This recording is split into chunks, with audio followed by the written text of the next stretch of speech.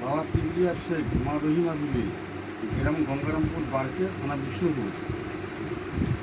এর কজন জিন বা যাদের সমস্যা আছে দেখো তো।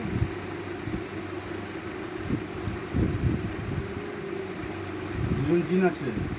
সালমা খাতুন, বাবার নাম কিবরিয়া শেখ, মা রহিমা বিবি, গ্রাম গঙ্গারামপুর, বারকে, থানা বিষ্ণুপুর। দুজন জিন আছে। তো কোথায় কোথায় জাদুঘর আছে মজা? পেটে আর পেটার বুকে।